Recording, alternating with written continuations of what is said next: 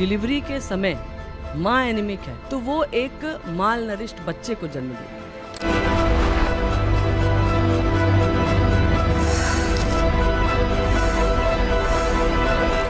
नरेंद्र मोदी जी भी वाराणसी के खुले मंच पे आपको सम्मानित किए।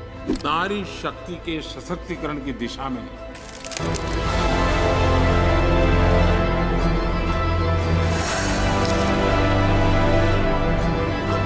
उसके बाद आपको राष्ट्रीय महिला आयोग में सलाहकार समिति में एज अ मेंबर भी इनवाइट किया गया था।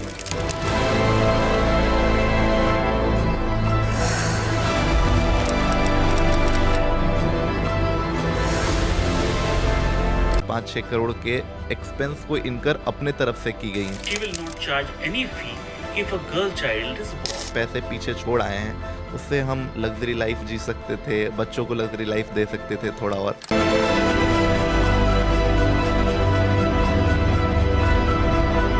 क्योंकि हमने ये सोच के ही नहीं शुरू किया था कि हमें पब्लिसिटी चाहिए।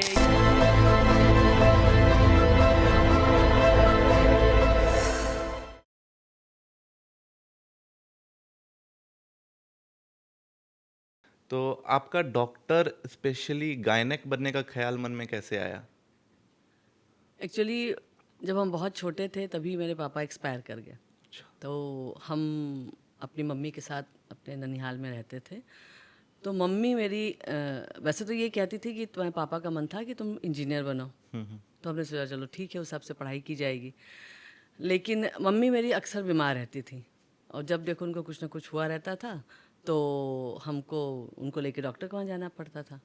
तो हमने सोचा कि अगर हम इंजीनियर बन गए और ये ऐसे बीमार रहीं तो मेरा तो पूरा टाइम इनको डॉक्टर के वहाँ ले जाने में ही निकल जाएगा। तो क्यों ना फिर हम डॉक्टर ही बने ताकि इनका देखभाल भी कर सकें और सोसाइटी को भी हेल्प कर सकें। बिल्कुल। इसलिए हमने डॉक्टर बनने के लिए सोचा। और गायनेक बनने का स्पेशली कैसे मन में ख्याल आया?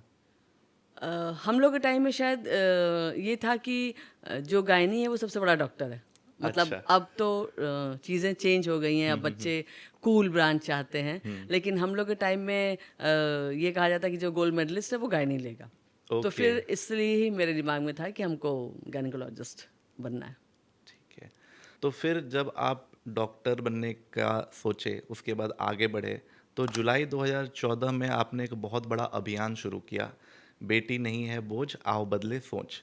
तो इस अभियान के बारे में बताइए कि कैसे ये अभियान शुरू हुआ और कैसे ये आगे बढ़ता चला गया। होता ये था जनरली कि जब भी किसी हॉस्पिटल में किसी बिटिया की डिलीवरी होती थी तो बड़ा एक अजीब ग्लूमी सा माहौल हो जाता था, किसी के चेहरे पे कोई खुशी नहीं।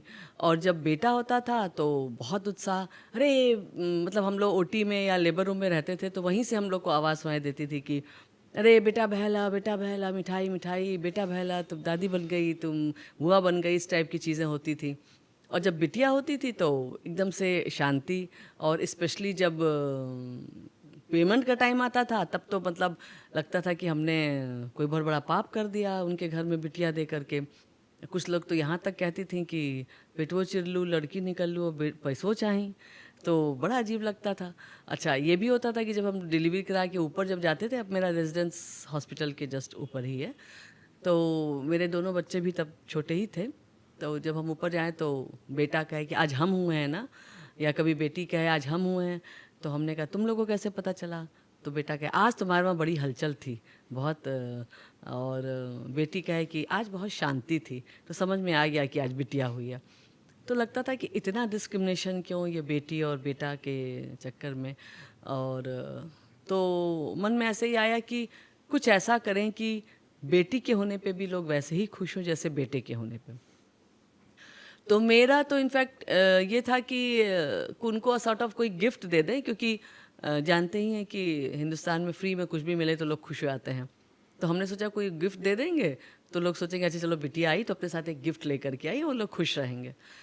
तो हमने डॉक्टर साहब अपने हस्बैंड से कहा, डॉक्टर मनोज कुमार श्रीवास्तव से, कि डॉक्टर साहब कुछ ऐसा करना चाहते हैं कि बिटिया के होने पे भी लोग वैसे ही खुशी मनाएं, वैसे ही सेलिब्रेशन हो जैसे बेटे के होने पे होता है।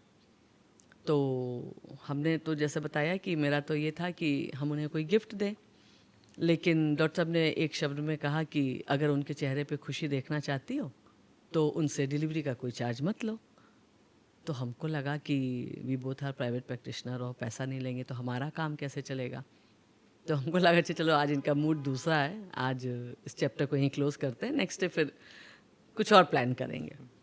तो उस दिन बात वहीं ख़त्म हो गई। फिर नेक्स्ट डे एक बिटिया हुई और वो नॉर्मल डिलीवरी से हुई। तो हमने डॉक्टर साहब से कहा, डॉक्टर साहब क्या करना है? तो उन्होंने कहा कोई पैसा मत लो। तो हमने सोचा चलो ठीक है, नॉर्मल डिलीवरी है, नॉर्मल डिलीवरी में मेडिसिन का बहुत ज़्यादा नहीं लगता और मेहनत तो मेरी ही है, चलो ठीक है नहीं लेते हैं। तो उस दिन हम लोगों ने पैसा नहीं लिया। अच्छा, शायद ईश्वर को भी हम लोग को इसी रास्ते पे ले आना था। नेक्स्ट डे फिर एक डिलीवरी हुई, फिर बिटिया हुई, लेकिन ये सिजेरियन सेक्शन से हुई। तो हमने कहा डॉक्टर साहब क्या करना है? तो डॉक्टर साहब ने कहा कोई पैसा मत लो। तो फिर उस दिन से हम लोग ने एक अपनी मुहिम स्टार्ट की, बेटी नहीं है बोझ आओ बदलें सोच। ये बात है जुलाई 2014 की, और फिर तब से हम लोग ने अपने इस मुहिम को कायम रखा और ऐसे हमारी ये सोच स्टार्ट हुई। और एक मज़ेदार बात इसमें यह भी है कि आपके स्लोगन देने के बाद कुछ महीनों के बाद शायद प्रधानमंत्री नरेंद्र मोदी जी ने भी बेटी बचाओ बेटी पढ़ाओ आंदोलन का स्टार्ट किया। हाँ, मेरा उनसे ऐसा सच कोई कनेक्शन नहीं था। मेरा तो हम जैसे हमारी प्रैक्टिस 2000 में स्टार्ट हो गई थी और ये इनिशिएटिव मेरा 2014 का है।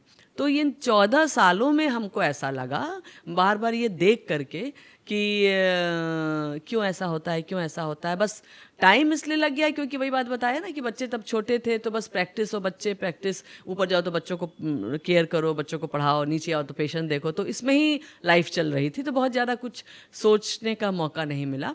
जब बच्चे थोड़े बड़े हुए, हमको थोड़ा टाइम मतलब लगा मिला अपने लिए, तो हमने सोचा कि इस डिस्क्रिमिनेशन को क्यों ना ख़त्म किया जाए। तो हमने ये स्टार्ट किया और हमारे देश के माननीय प्रधानमंत्री जी ने पानीपत से 2015 22 जनवरी 2015 को ये मुहिम चलाई, बेटी बढ़ाओ बेटी पढ़ाओ। तो मेरा उनसे कोई कनेक्शन इस टाइप का नहीं था। हाँ, फ़ायदा ये हुआ कि जब मोदी जी ने इसको स्टार्ट किया तो फिर लोगों के ध्यान में आए कि अच्छा, मतलब बनारस में लोगों को, स्पेशली मीडिया वालों को लगा कि अच्छा कहीं कहीं से उनको पता चला होगा, ये कोई उसके पेशेंट साथ अलाइन हो रहा जी है। जी जी कि अच्छा ये तो डॉक्टर ऐसा कर रही हैं। तो हमको ये बेनिफिट हुआ कि मीडिया का कवरेज बहुत मिलने लगा, क्योंकि मेरा तो ऐसा कुछ नहीं था कि हम उसको प्रचार प्रसार करें, ना हमने कहीं इसका बोर्ड लगाया, ना एडवर्टीजमेंट किया, बस अपना चुपचाप अपने नर्सिंग होम में अपना काम कर रहे थे।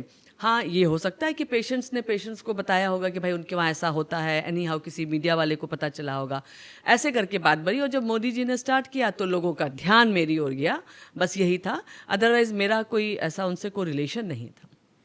इसके अलावा आप बच्चियों की शिक्षा को भी स्पॉन्सर करती हैं, इसके बारे में थोड़ा बताइए। हाँ, इसका एक बड़ा मज़ेदार सा किस्सा है, क्योंकि इसमें मेरे बच्चों का इन्वॉल्वमेंट है। बात यह है कि ये भी 2014 की ही बात है। एक दिन मेरे बच्चों की शायद छुट्टी रही होगी और जो मेरे वहाँ बाई आती थी, तो वो अपने साथ एक बिटिया अपने साथ काम पे लेकर के आती थी। वो ऑलमोस्ट 15-16 ईयर्स की थी, तो वो अपना काम करती थी और दोनों माँ बेटी अपना काम करती थी। एक दिन शायद जो स्टाफ थी हमारी बाई, उसकी शायद तबीयत ख़राब हो गई, तो वो नहीं आई काम पे। तो उसने अपनी जो बड़ी वाली बिटिया थी उसके साथ एक छोटी बच्ची को भेजा। तो वो छोटी बच्ची को देख के हम भी थोड़ा शॉक्ड हुए कि इतनी छोटी बच्ची आई है। एनीवेज वो अपना बैठ गई, तो हमने भी उसको कुछ बिस्किट दे दिया खाने के लिए। वो बैठी थी और बड़ी वाली बेटी काम कर रही थी। तब तक मेरा बेटा, जो आई थिंक 10 साल का रहा होगा उस समय, तो वो सो के उठा, एकदम से उसकी नज़र उस बच्ची पे ही पड़ी। तो उसने कहा कि मम्मा ये कौन है? तो हमने कहा कि ये दाई आंटी की बिटिया है। तो उसने एकदम से बोला कि इतनी छोटी लड़की से काम करवाओगी, मैं तुम्हें चाइल्ड लेबर के केस में जेल भिजवा दूंगा। आई होप उसको स्कूल में पढ़ाया गया होगा। तो उस समय तो हम लोग बड़ा हंसे उसके ऊपर कि अच्छा ये हमको जेल भेजेंगे। तो बात ख़त्म हो गई। लेकिन बाद में हमने रियलाइज़ किया कि जब इतना छोटा बच्चा ऐसा सोच सकता है, तो मेरे दिमाग में ये बात क्यों नहीं आई, मुझे भी कुछ करना चाहिए इन बच्चियों के लिए। फिर उस दिन से हमने जो हमारे आसपास के जितने भी घर थे सब में हम गए और हमने सबसे रिक्वेस्ट किया, सब वहाँ के स्टाफ को, कि आप लोग की जो छोटी बच्चियाँ हैं जो स्कूल नहीं जा पाती हैं, ठीक है आपकी मजबूरी है, आप उनको काम पे ले आना आपकी मजबूरी है, तो वो आपकी प्रॉब्लम है, उसे हम उसमें इंटरफेयर नहीं करेंगे। बस उन बच्चियों का थोड़ा सा समय हमको दे दीजिए और थोड़ी देर के लिए उन बच्चियों को मेरे पास भेज दीजिए। उससे ये रहेगा कि हम उनको मेन स्ट्रीम में लाने की पूरी कोशिश करेंगे। एक बेसिक पढ़ाई उनको पढ़ा दें ताकि जब वो दुनिया में निकलें, बाहर निकलें, फील्ड में निकलें, तो उनको कोई बेवकूफ़ ना बनाए। ये ही बस मेरा था। हालांकि इसमें हमको बहुत मेहनत करनी पड़ी क्योंकि उन बच्चों ने कभी पढ़ा तो था नहीं। वो तो बस अपनी मम्मी के साथ आएँ, काम पे करें ना करें, उस टाइप का उनको जैसे एक उनका मनोरंजन का वो साधन शायद था या जो भी हो। तो 2-3 दिन तो वो आई, उसके बाद वो भाग जाए, ना आए। उसके बाद फिर हम पकड़ के लाए। फिर तो हमको लगा कि इन सबों को कुछ देना चाहिए, जैसे अ सॉर्ट ऑफ गिफ्ट या खाने को। तो फिर हमने ऐसा किया कि उनके लिए एक स्नैक्स बनवाना स्टार्ट किया कि जब वो आएँ तो हम उनको स्नैक्स दें, तो शायद हो सकता है उस लालच में वो आएँ कि अच्छा आंटी के वहाँ चलेंगे तो कुछ खाने को मिलेगा। तो शायद ये मेरी मेहनत काम कर गई और वो बच्चियाँ आई। इसका एक बड़ा मज़ेदार सा किस्सा है कि जब वो बच्चियाँ पढ़ने आती थी शुरू में, तो उन्होंने तो कभी पढ़ाई नहीं किया था और वो आम बोलचाल की भाषा में ही बात भी करती थी। तो हम उनके लिए एक चार्ट ले आए थे, अ से अनार, आ से आम, इस टाइप वाला। तो वो चार्ट देख करके बिना मेरे बताए वो अपना देखते बोलने लगी, अरे ये तो अनार है, ये आम है। तो जब औ पे आया तो उसने कहा, अरे ये तो मेहरारू हैं, क्योंकि हम लोग के वहाँ यहाँ की रीजनल लैंग्वेज में औरतों को औरत न कह के मेहरारू कहा जाता है। अरे ये तो मेहरारू है। तो फिर हमने समझाया कि नहीं बेटा, इसको मेहरारू नहीं, औ से औरत कहा जाता है। तो ऐसे कर करके और फिर बाद में वो बच्चियाँ 5 बेटियों से हमने ये स्टार्ट किया था और अब इस समय तो कंटिन्यूअस मेरे वहाँ 30 बच्चियाँ रहती हैं। और क्योंकि उससे ज़्यादा की कैपेसिटी मेरी नहीं है, तो 30 बच्चियाँ रहती हैं। और कई बच्चियों का ये भी रहा कि जब वो पढ़ने लगी तो उनकी मदर्स आई कि मैडम आपने इनके में पढ़ाई का एक अलग जगह दिया है, तो अब हम इनका सरकारी स्कूल में नाम लिखा देंगे और बहुत बहुत धन्यवाद आपको। तो ऐसे करके बच्चियाँ आती हैं, पढ़ती हैं। कईयों की तो अब शादी भी हो गई, तो बहुत अच्छा लगता है उन बेटियों के साथ, क्योंकि उसमें से कुछ बच्चियां तो इतनी इंटेलिजेंट हैं कि बस लगता है कि इनको खूब इन पे हम ध्यान दें और ईश्वर अगर साथ दे तो हो सकता है पढ़ लिख के वो काफ़ी बड़े ओहदे पे चली जाएं। ऐसा हमारी सोच है या मेरी उम्मीद है। सरकार की एक और योजना चलती है, सुकन्या समृद्धि योजना। इसमें भी आप अपने बजट में से कुछ पैसा उन बच्चियों के लिए मिलाती हैं, तो इसके बारे में थोड़ा बताइए। ऐसी 15 बेटियां हैं और उन बच्चियों के साथ प्लस पॉइंट ये है कि उन 15 की डिलीवरी मेरे हाथ से हुई है। तो वो मेरे ही वहाँ, वो जैसे कहा था बॉर्न एंड ब्रॉट अप, तो वो मेरी ही वहाँ उनकी डिलीवरी हुई। मेरे वहाँ की मेरे जो ये एक सॉर्ट ऑफ स्कूल हमने खोला, इसका नाम हमने कोशिका रखा है, क्योंकि कोशिका को इंग्लिश में सेल कहते हैं। जैसे cell is a fundamental unit of life, वैसे ही ये हमारी जो बेटियां हैं ये सृष्टि की एक फंडामेंटल यूनिट है। तो इसलिए हमने इस अपने स्कूल का नाम कोशिका रखा है। तो ये जो बच्चियां हैं ये 15 बच्चियां मेरे ही हाथ की हैं और मेरा ये रहता है कि जब हमको पता चला कि सुकन्या समृद्धि इस टाइप की कोई योजना चल रही है, तो हमने इन बच्चियों के लिए इसलिए ओपन कराया क्योंकि मेरा ये और हर महीने हम उनके नाम पे पोस्ट ऑफिस में पैसा जमा करते हैं कि जब अभी तो ये मेरे वहाँ पढ़ रही हैं और सरकारी स्कूल में पढ़ रही हैं, जब इनकी हायर एजुकेशन की ज़रूरत पड़ेगी तो हो सकता है कि उनके पेरेंट्स पता नहीं उस समय पढ़ाना चाहें या ना पढ़ाना चाहें उन बच्चियों को आगे। और तो कम से कम ये इनका जो एक समझ लो फिक्स डिपॉजिट है, ये उस समय बहुत काम आएगा और इस पैसे से हम इन बच्चियों का और मेरे से जितना बन पड़ेगा उतना करके हम इन बच्चियों को हायर एजुकेशन कराएंगे ताकि हमारी ये बेटियां जो हैं आत्मनिर्भर हो सके। इसी सोच से हमने ये सुकन्या समृद्धि योजना उन बच्चियों का कराया। तो आपका ये जो मुहिम है ये इतना फेमस हो गया और इसके इतने लोग फैन हो गए कि इनफैक्ट नरेंद्र मोदी जी भी वाराणसी के खुले मंच पे आपको सम्मानित किए। तो as a common man direct प्रधानमंत्री जी से अवार्ड लेना या फिर सम्मानित होना एक बड़ी बात है, तो वो फीलिंग के बारे में थोड़ा बताइए। ये तो सही बात है, बहुत ही अच्छी बात है। एक्चुअली ये बात है 14 जुलाई 2019 की। तो उस समय उस दिन माननीय प्रधानमंत्री जी बनारस दौरे पे आए थे। तो हम लोग को DLW में बुलाया गया था। तो वहाँ हम लोग को ये बताया गया था कि कुछ 10 विशिष्ट जनों से मोदी जी स्वयं मिलेंगे। तो हम लोग को लाइन अप किया गया था। तो उसमें से जो सारे 10 लोग थे, वो कोई नहीं किसी न किसी फील्ड में कुछ अलग काम कर रहे थे। तो उसमें हम भी एक थे। तो हम लोग से कहा गया कि आप लोग ऐसे थोड़ा डिस्टेंस पे हम लोग को खड़ा कर दिया गया और कहा गया कि जब माननीय मोदी जी आपके पास आएंगे तो आप जो भी काम आप कर रही हैं या कर रहे हैं तो आप अपने बारे में उनसे बताइएगा।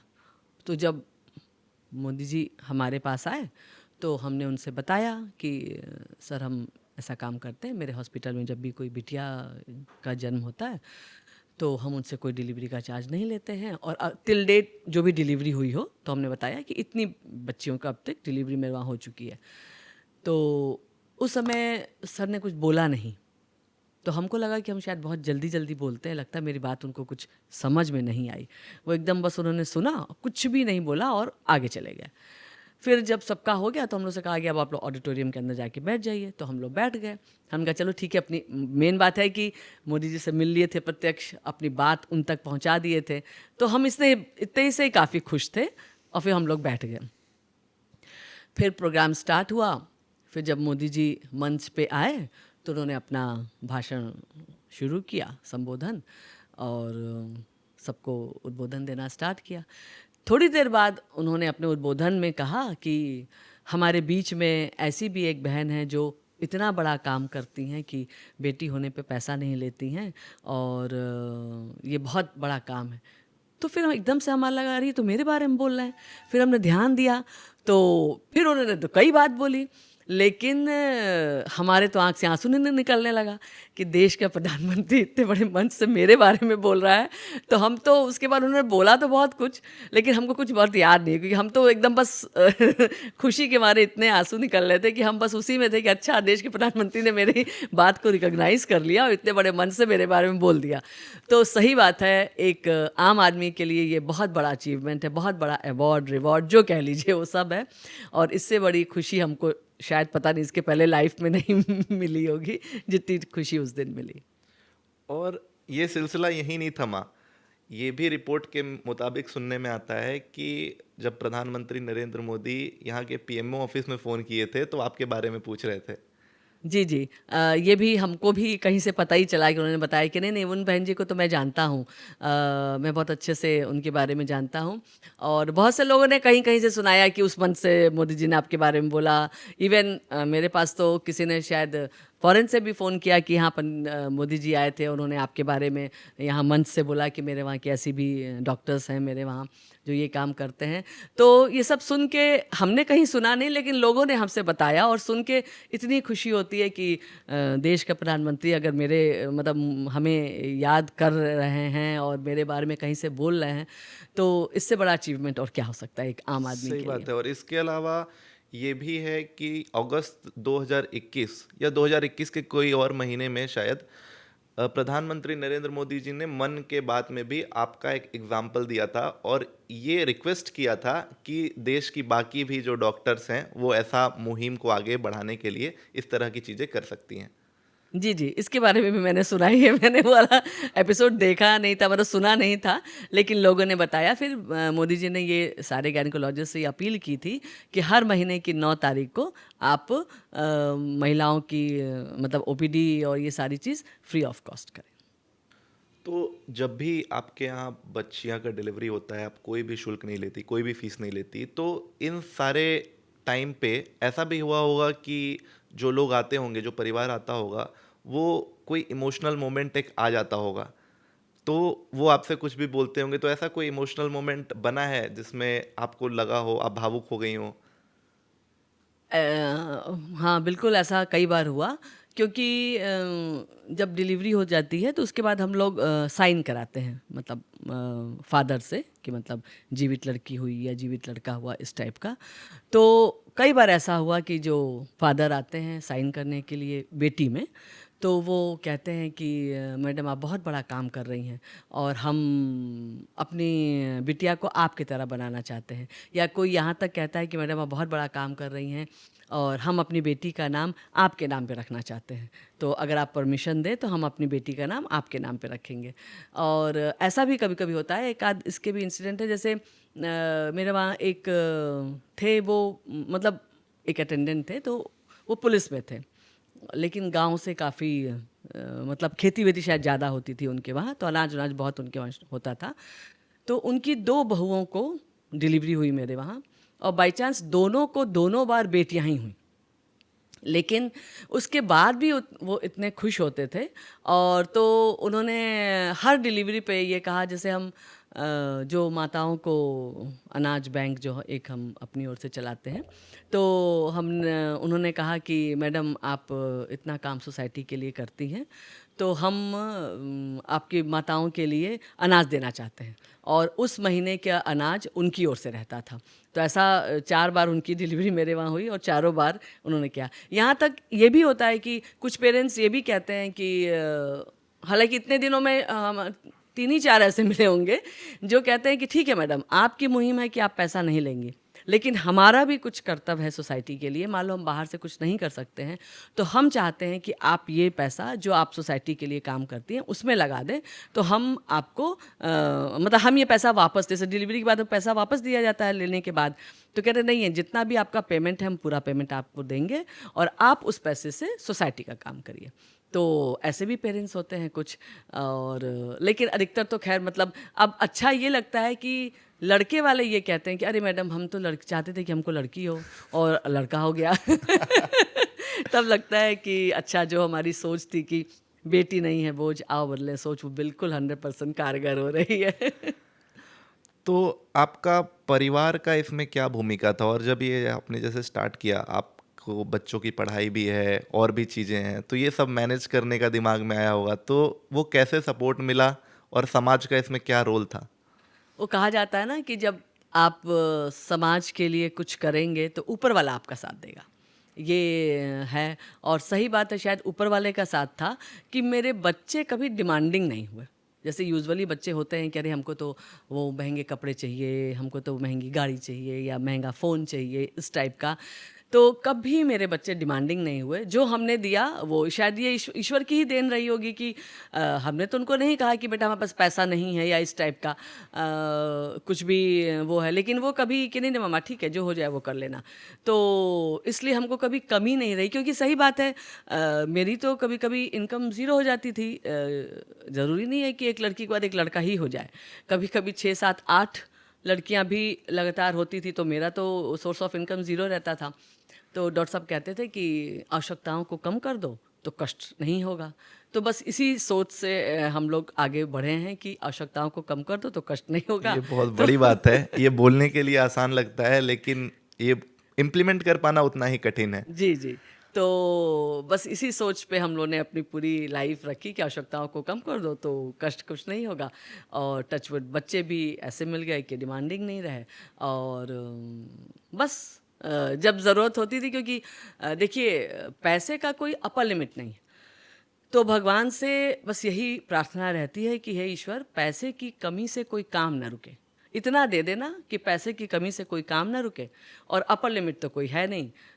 जो बेचारे 2 जून मतलब डेली वाले हैं, वो 2 टाइम का उनको खाना मिल जाता है तो उसमें बहुत खुश हो जाते हैं। जिनके पास बहुत है वो ये सोचते हैं कि थोड़ा और आ जाता तो हम ये कर लेते। तो इसीलिए कोई अपर लिमिट तो है नहीं। तो बस कोई काम ना रुके, ये ईश्वर ने हमेशा साथ दिया हम लोग का कि कोई काम नहीं रुका आज तक। तो आपके हॉस्पिटल में करीब करीब 700 डिलीवरी के आसपास हो चुका है। 680 680। जी, 680। हाँ, तो ऑलमोस्ट ये 700 भी होने ही वाला है अभी कुछ टाइम में। और इसके अलावा आप बच्चियों का शिक्षा भी स्पॉन्सर करती हैं और समृद्धि योजना में आप पैसे भी मिलाती हैं। तो एक रिपोर्ट के हिसाब से ये बताया गया था कि आप अभी तक टोटल करोड़ों में, मतलब आसपास 5-6 करोड़ के एक्सपेंस को इनकर अपने तरफ से की गई हैं। और ये तो रिपोर्ट बता रहा है, लेकिन एक्चुअल में और ज़्यादा होता है, हम सब जानते हैं। तो ये आपको कभी ऐसा फील नहीं हुआ कि इनसे हम जो पैसे पीछे छोड़ आए हैं उससे हम लग्जरी लाइफ जी सकते थे, बच्चों को लग्जरी लाइफ दे सकते थे, थोड़ा और अच्छा कर सकते थे, तो ये फीलिंग कभी नहीं आती जब ये कंटिन्यू होते चला जा रहा है? कभी सोचा ही नहीं इस बारे में, मतलब ये सोच ही नहीं थी ना। कभी कभी तो हम एक फैक्ट बताएं कि कोई कोई पेरेंट्स ना बहुत किचकिच किचकिच वाले होते हैं, तो मन में भी आ जाता है कि इसको लड़की हो जाए तो ठीक है, कम से कम पैसे का टेंशन नहीं रहेगा। तो कभी सोचा नहीं इस पे, मतलब ऐसे तो जोड़ने चले, क्योंकि हमने ये सोच के ही नहीं शुरू किया था कि हमें पब्लिसिटी चाहिए या वो, क्योंकि कोई ऐसी कमी नहीं लगी। और ये बात बताएं कि जैसे कभी कभी कभी हो सकता है कि दिमाग में कुछ आया ना, तो तुरंत ही कुछ ऐसा हो जाता है, अच्छा जैसे कोई अवार्ड मिल जाएगा या कोई इतने अच्छे लोग आ जाएंगे मिलने के लिए कि अरे मैडम आप बहुत, तब लगता है हाँ हाँ हमको काम कर रहे हैं, काम कर रहे हैं, हमको कुछ नहीं सोचना है। तो कभी दिमाग में आया नहीं, ये चीज़ आई नहीं इनफैक्ट, कि हम बैठ के मल्टीप्लाई करें कि अरे हमने तो इतना लॉस किया या इतना सोसाइटी को दे दिया। क्योंकि वही बात है ना कि लग्जरी की भी कोई लिमिट नहीं है और पैसे की भी कोई अपर लिमिट नहीं है। और उसके बाद ये जब आप एफर्ट डालते रहे, कंटिन्यू होता रहे, उसके बाद आपको राष्ट्रीय महिला आयोग में सलाहकार समिति में एज अ मेंबर भी इनवाइट किया गया, तो वो इनविटेशन कैसे आया और वो कैसे शुरुआत हुआ इसमें? बस ये समझ लीजिए कि यही सब अचीवमेंट है इसका।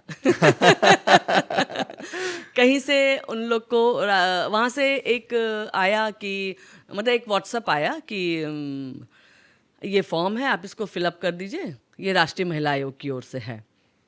तो हमने ये फॉर्म फिलअप किया। तो यूजुअली होता है कि कोई भी ऐसी चीज़ होती है तो हम डॉक्टर साहब से एक बार कंसल्ट जरूर करते हैं। तो हमने डॉक्टर साहब से कहा कि डॉक्टर साहब ये कुछ, अच्छा उस बात मज़ेदार बात ये है कि हमको बहुत ज़्यादा पता नहीं था राष्ट्रीय महिला आयोग के बारे में। तो हमने कहा डॉक्टर साहब ये कुछ ही राष्ट्रीय महिला आयोग से आया है और इसको फिलअप, डॉक्टर साहब ने कहा अरे भर दो तुम्हारा हो जाएगा तो बड़ा अच्छा रहेगा, लेडीज़ के लिए बहुत अच्छा प्लेटफॉर्म है। तो हमसे अच्छा, हमने कहा मेरा कहाँ होगा, इतने सारे लोग हैं इंडिया में। एनीवेज हमने भर दिया। फिर ये सारी चीज़ें मेरा बेटा करता है, फिर भर के उसको भेजा, तो उसने जो अपना फॉल्ट वॉल्ट रहा होगा, जो चीज़ें होंगी सब ठीक करके वो भेज दिया। तो भेज दिया, उसके बाद सबमिट हो गया। वहाँ जो कुछ भी सिलेक्शन का प्रोसेस हो, जो भी हो, शायद मेरा सिलेक्शन हो गया। जब मेरे पास फ़ोन आने लगा तो उन दिनों हमको बहुत भयंकर वो डेंगू हो गया था। तो जब तबीयत ख़राब होती थी यूजुअली आदमी फ़ोन नहीं देखता है, तो उधर से शायद 2-3 बार कॉल आया, पर डे एक बार कॉल आता था और हम फ़ोन नहीं उठाते थे। फिर एक किसी मेरे नोन का फ़ोन आया कि शिप्रा जी आपका राष्ट्रीय महिला आयोग में सिलेक्शन हो गया है और वो आपको कॉल कर रहे हैं, आप फ़ोन ही नहीं उठा रही हैं। हमने एकदम से स्ट्राइक किया, तो हमने कॉल देखा तो मतलब कॉल तो मतलब सेव नहीं था, इसलिए कोई वो नहीं था। फिर व्हाट्सअप पढ़ा तो व्हाट्सअप पे मैसेज आया था कि मैडम आपका हो गया और ऐसे ऐसे है और आपकी मीटिंग है इस डेट पे, आपको दिल्ली आना है। अच्छा, वो उसमें बहुत वीकनेस हो जाती है डेंगू के बाद, पूरी बॉडी में बहुत पेन, वीकनेस। तो हमने डॉक्टर साहब से कहा डॉक्टर साहब हमको लगता है हम फर्स्ट मीटिंग में जा नहीं पाएंगे। डॉक्टर साहब वैसे भी इतने पॉजिटिव एटीट्यूड के हैं, हर चीज़ में बस पॉजिटिव, नहीं नहीं ऐसा कैसे हो सकता है, तुम एकदम ठीक हो, क्या हुआ तुमको, एकदम ठीक हो, चली जाओगी एकदम। और फिर बेटे ने मेरा बुकिंग कराई और करके और फिर गए। जब वहाँ गए तो लगा कि हाँ कुछ शायद अच्छा अचीव कर लिया है। क्योंकि वहाँ सब बहुत अच्छे अच्छे जगहों से आई, और ऐसी जगहों पर जान मेरी होता है ना कि बहुत तरह के लोगों से आप मिलते हैं, बहुत कुछ लाइक माइंडेड होते हैं, कुछ अनलाइक माइंडेड होते हैं, और बहुत जगह जगह के तो बहुत कुछ सीखने को मिलता है कि अच्छा, क्योंकि वही है ना कि जैसे एक जगह रहो तो कूप मंडूक की तरह आदमी हो जाता है, कुएं के जो मेढक है ना, कि उसको लगता है कि बस यही है दुनिया पूरी, और जब समंदर वाला मिलता है तो सोचा अच्छा इतनी बड़ी दुनिया होती है। तो बस इन सब जगहों पे जाने से सबसे बड़ा अचीवमेंट यही होता है कि बहुत वैरायटी ऑफ थिंकिंग लोग, इन लोगों से आपको मिलने को मिलता है, बहुत कुछ सीखने को मिलता है। फिर लगता है कि अभी तो बहुत कुछ सीखना बचा है लाइफ में। तो राष्ट्रीय महिला आयोग में आप सलाहकार हैं, तो ऐसा कोई नीति या लॉ जो आप इम्प्लीमेंट करना चाहेंगी या हटाना चाहेंगी जो कि महिलाओं के अपलिफ्टमेंट और उनके आगे बढ़ने के लिए बहुत कारगर हो भारत में? देखिए क्योंकि हम डॉक्टर हैं तो सबसे पहले तो हम महिलाओं के स्वास्थ्य पे ध्यान देना चाहेंगे कि महिलाएं कैसे स्वस्थ रहें। इसमें एक बहुत बड़ा मुद्दा है एनीमिया। तो एनीमिया एक ऐसी बीमारी है जिसको बीमारी हम नहीं कह सकते, वो लक्षण कह सकते हैं। और कई ऐसे रीज़न हैं। एनीमिया टोटल 400 प्रकार का होता है, उसमें बहुत से ऐसे रीज़न हैं जिसकी वजह से एनीमिया हो सकता है। और ये एक ऐसा, क्योंकि एनीमिया एक ऐसी परेशानी है कि अगर डिलीवरी के समय माँ एनीमिक है तो वो एक माल नरिश्ड बच्चे को जन्म देगी। और ये मतलब माल, अगर माँ को है तो बच्चे को भी आएगा। हाँ, और ये पूरा समझ लीजिए कि देश का जीडीपी कम हो जाएगा। एक माँ माल नरिश्ड है, एनीमिक है, उसने जिस बच्चे को जन्म दिया वो माल नरिश्ड है, तो उसकी सारी माइलस्टोन्स डिलेड हो जाएंगी। और उसके ऊपर कितना पैसा लगेगा और उसका समय कितना लगेगा। तो इसलिए ऐसी एक बीमारी एनीमिया है। ऐसे बहुत सारे, जैसे सर्वाइकल कैंसर है, ब्रेस्ट कैंसर है, बहुत सारी ऐसी चीज़ें हैं। और सरकार इस पे ध्यान दे रही हैं। और इस पे सिर्फ सरकार के ध्यान देने से नहीं होगा, समाज सेवी संगठनों को भी इसमें आगे आना पड़ेगा, तभी ये सब चीज़ें सुधार। क्योंकि इतनी पॉपुलेशन हमारे देश की है, तो सिर्फ सरकार कोई रूल बना दे और वो इम्प्लीमेंट हो जाए और चीज़ें ठीक हो जाए, ऐसा बिल्कुल नहीं होगा। तो समाज सेवी संगठनों को नो डाउट इसमें आगे आना पड़ेगा, और सब मिल करके पैरेलली जब काम करेंगे तब ये चीज़ें होंगी। और ऐसे ही महिलाओं का आत्मनिर्भर होना बहुत ही ज़रूरी है। एक महिला का आत्मनिर्भर होना, क्योंकि जब तक महिला आत्मनिर्भर नहीं हो पाएगी वो डिसीजंस नहीं ले सकती, ना सेल्फ डिसीज़न ना फैमिली वाले कभी उसको डिसीज़न मेकिंग में इंक्लूड नहीं करेंगे। इसलिए तब उसकी सेल्फ रिस्पेक्ट नहीं आएगी। तो एक महिला का आत्मनिर्भर होना बहुत ज़रूरी है, तभी उसकी सेल्फ रिस्पेक्ट होगी, मतलब उसके में सेल्फ रिस्पेक्ट आएगी और वो एक अच्छा लाइफ जी सकेगी। तो स्वस्थ और आत्मनिर्भर होना एक महिला का बहुत ज़रूरी है। और संस्कार तो खैर वैसे भी एक माँ ही देती है पूरे परिवार को, तो वो भी एक फैक्ट हो गया। तो मेनली हम अगर नीति कुछ बनना होगा तो हम महिलाओं के स्वास्थ्य और महिलाओं के आत्मनिर्भर होने पे फोकस करना चाहेंगे। और इसके अलावा आप भारत विकास परिषद में भी कोई दायित्व को अपनाई हुई हैं और उस पे भी काम कर रही हैं, उसके बारे में थोड़ा आप प्रकाशित करें कि क्या है ये? भारत विकास परिषद एक समाज सेवी संगठन है, जो कि संघ का ही एक रूप है। और इसमें हम लोग समाज के अपलिफ्टमेंट के लिए जितना ज़्यादा से ज़्यादा कार्य कर सकते हैं, संस्कारित भारत के निर्माण में, और सेवा का काम इसमें किया जाता है, जिसमें एक स्वस्थ, समर्थ और संस्कारित भारत का निर्माण हो सके, इस पे हम लोग फोकस करते हैं। और इसमें हम पिछले 20 सालों से इस संगठन के साथ हैं, और समाज के उत्थान के लिए हम लोग इसमें काम करते हैं। इसमें भी हम लोग एनीमिया पे बहुत काम कर रहे हैं। पूरे देश में करीब 1500 शाखाएं हैं भारत विकास परिषद की, और हर शाखा एनीमिया मुक्त भारत पे होने के लिए बेजोड़ प्रयास कर रहा है और उस पर काम कर रहा है। और समाज को संस्कारित करने का काम, क्योंकि आजकल ये जो पश्चिमी अंधानुकरण है, इसके चक्कर में हमारा जो समाज है वो वेस्टर्न कल्चर अपनाने लगा है, जिसमें हमारे जो देश के मूलभूत सिद्धांत है, जो मूलभूत संस्कार है, उससे हमारे युवा कुछ भटकने लगे हैं। और हम सभी जानते हैं कि हमारे देश में जो युवाओं की संख्या है, कई देशों की पॉपुलेशन उतनी नहीं है जितने हमारे देश में सिर्फ युवक हैं। तो अगर हम अपने देश को, जो पहले भी विश्वगुरु था और अब फिर उसे विश्वगुरु बनाना चाहते हैं, तो इन सारे युवकों को अगर हम एक पॉजिटिव डायरेक्शन में लेकर के जाएं, समाज के मतलब उद्धार में लेकर के जाएं, तो सोचिए हमारे पास कितनी एनर्जी है, इन बहुत युवकों ज़्यादा। की कितनी एनर्जी हमारे पास है। बस उनको एक दिशा देने की ज़रूरत है, और वही काम हम लोग को करना है कि हम अपने सारे युवकों को एक पॉजिटिव डायरेक्शन दें, ताकि वो एक हमारे देश को फिर से विश्वगुरु बना के लाएं, जिस पे मोदी जी का भी बहुत उस पर पुरजोर प्रयास है, और सभी लोगों का प्रयास है कि हम अपने पुराने संस्कारों को फिर से उसका पुनरुद्धार करें और उस पे अपने बच्चों को चलाएं। तो यही काम हम लोगों का है।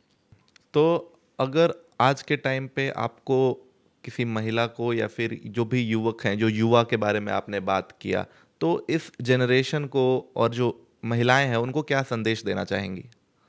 देखिए, 2-3 बातें हैं। एक तो हम सभी जानते हैं कि जो माँ है वो एक बच्चे की प्राइमरी टीचर है, जो घर है वो प्राइमरी पाठशाला, ऐसा कहा ही जाता है, सभी जानते हैं। तो माँ का जो संस्कार है वही मतलब अननोइंगली वो बच्चे में चला जाता है। ऐसा नहीं कि वो उसको सिखा रही, वो नहीं भी सिखा रही है ना। तो जो एक मदर कर रही है सुबह उसे उठ करके रात सोने तक में, जो एक मदर कर रही है, वो बच्चा अननोइंगली वो ऑब्जर्व कर रहा है और डेफिनेटली वही चीज़ वो अपनी लाइफ में करेगा।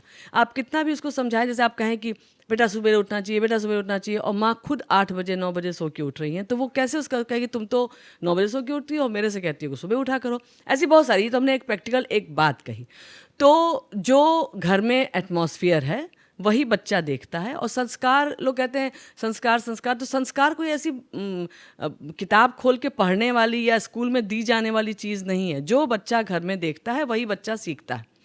हम इस पे एक एग्जाम्पल देना चाहेंगे। जैसे मान लो हम लोग ये सब इतना काम करते हैं, तो मेरे बच्चे भी नेचुरली वो ऑब्ज़र्व करते हैं। तो मेरी डॉटर जो है वो MS कर रही है, तो जब उसको पहली सैलरी मिली तो उसने अपने जो भी उसके कैंपस में मंदिर रहा होगा उसके पास कुछ स्लम एरिया के लोग बैठते हैं, यूजुअली भिक्षुक बैठते हैं वहाँ पे। तो वो उसने ये रूल बना लिया है कि जब उसको पहली सैलरी मिली तब तो ठीक ही है, जब उसको सैलरी मिलती है तो उस मौसम का जो फल होता है वो उन लोगों को देती है। और विंटर्स में 1 महीने उसने उन लोग को सॉक्स दिया, 1 महीने उन लोग को मफलर दिया। तो हम तो उससे नहीं कहने गए थे कि बेटा तुम उनको फल दो, तो हमने पर कहा कि अपने खुद ही उसने कहा कि मम्मा हम इसलिए देते, पता नहीं इन लोग को आम मिलता होगा कि नहीं खाने को, कौन इन लोग को आम देगा, या कौन इन लोग को सेब देगा, कौन इन लोग को, जिसको जो मिलता है वो दे देता है। तो उसने अपना ये रूल बना लिया। तो हमने तो उसको नहीं कहा कि तुम उन लोग को दो, उसने देखा कि हाँ ऐसा किया जा सकता है, तो इसी को संस्कार कहते हैं। तो वही हमने कहा ना कि कोई मतलब स्कूल में आपके टैलेंट के साथ साथ आपका जो सोशल सर्विस है वो भी आपके बच्चों में इनहेरिट हुआ है। कह सकते हैं। और बहुत अच्छा लगा जब उसने फर्स्ट टाइम हमको बताया कि मम्मा हमने ऐसा किया, तो हमको लगा कि चलो ठीक है, जो चीज़ हम कर रहे हैं वो कैरी फॉरवर्ड हो रहा है, एटलीस्ट एक जनरेशन तो हुआ ही कैरी फॉरवर्ड। और हमको याद है कि जैसे ये जो बच्चियाँ मेरे वहाँ पढ़ती हैं, तो इन लोग को हम शाम को सिलाई कढ़ाई सिखाते थे कि भाई थोड़ा सा इन लोग को आना चाहिए। तो और शाम को ही अपना मेरा जो बेटा था, मतलब पहले बिटिया को, जो बिटिया बड़ी होगी तो बेटे को हम खुद ही पहले पढ़ाते थे, बाद में उन लोग की कोचिंग वोचिंग हुई। तो एक दिन शाम को बेटा का जब पढ़ने का टाइम हुआ तो वो आया, तो देखा कि बच्चियां हमारे साथ, तो उसने कहा कि अच्छा ठीक है। फिर जब हम उन लोग को सिखा के जब वो लोग चली गई तो उसने कहा कि मम्मा तुम ये टाइम इन लोग को दे रही हो तो इन लोग को ज़्यादा यूज़ में आएगा ना, अब तुम मेरी चिंता मत करो, हम खुद पढ़ लेंगे अपना, और तुम इन लोग को अपना टाइम दो। तो यही सब चीज़ें हैं, और ये सब देख के वही बात है ना कि इसी को संस्कार शायद कहा जाता है। और युवाओं से ये कहेंगे कि लाइफ में वही बात है कि लग्जरी की कोई लिमिट नहीं है, पैसे की कोई लिमिट नहीं है। पैसा ज़रूरी है, नो डाउट, हर चीज़ के लिए, क्योंकि आप कुछ भी बाज़ार में लेने जाएंगे तो हम बेटी बचा रहे हैं, इसलिए ऐसा नहीं है कि बनिया हमसे पैसा नहीं लेता है, या कपड़े मेरे सिलते हैं तो दर्जी हमसे पैसा नहीं लेता है, वो वही रेट लेता है जो सबसे लेता है। तो ये बात सही है कि पैसा ज़रूरी है, हर चीज़ के लिए पैसा ज़रूरी है, लेकिन सिर्फ पैसा ज़रूरी है ऐसा बिल्कुल नहीं है। ऐसा बहुत सी चीज़ें हैं जो आप कर सकते हैं सोसाइटी के लिए, और सिर्फ पैसे के लिए ना भागें, और अपनी फैमिली पे ध्यान दें, अपने ऊपर ध्यान दें। सबसे पहले तो अपने ऊपर ध्यान दें, क्योंकि आजकल ये जो स्ट्रेस है ना, जो कंपनी से मिल जाता है कि इतना करना है आपको, ऐसा होता है यूजुअली, हम सुनते हैं, हम लोग डॉक्टर हैं, हम लोग को ऐसा नहीं है, लेकिन ऐसा सुनते हैं कि लोगों को कहा जाता है कि इतना आपको करना ही है इस मंथ में। अब उस स्ट्रेस के साथ वो जो बच्चा कह लो या युवक कह लो रहता है ना, तो वो इन्जॉय नहीं कर पाता लाइफ को। वो पैसा तो शायद बहुत कमा लेता होगा, लेकिन लाइफ को इन्जॉय नहीं कर पाता है। इसलिए इस चीज़ को हमेशा बैलेंस करके चलना है, फैमिली लाइफ, ऑफिशियल लाइफ, अपनी खुद की लाइफ, इसको बैलेंस करते हुए चलना है। बहुत ज़्यादा पैसे के लिए ना भागें, पैसा कमाएं, पैसा ज़रूरी है, लेकिन सिर्फ पैसा ही ज़रूरी है ऐसा नहीं है, इस बात का हमेशा ध्यान रखें। और पैसे से आपकी पूछ होगी ये बिल्कुल नहीं है, क्योंकि हम तो बिना पैसे वाले, तो लाइव एग्जांपल आप ही हैं। हाँ, बस वही है कि हमको लगता है कि अच्छा लोग तो पैसा कमा करके आइकन बनते हैं, हम बिना पैसा कमाए बन गए। इसलिए, और एक बच्चे के लिए आइडल हमेशा उसके पेरेंट्स होते हैं बचपन में। बाद में भले वो बड़ा होता है, दुनिया देखता है, तो उसके हो सकता है कि कोई और आइकन या आइडियल बन जाए, लेकिन बचपन में हमेशा कि हमको अपनी मम्मी की तरह बनना है या हमको अपने फादर की तरह बनना है। तो पेरेंट्स को इस चीज़ का ध्यान रखना है कि हम जैसा करेंगे वैसे ही हमारा बच्चा करेगा, वैसे ही हमारा बच्चा सीखेगा। तो ये दोनों हमको पेरेंट्स और बच्चों दोनों से ही निवेदन करना है।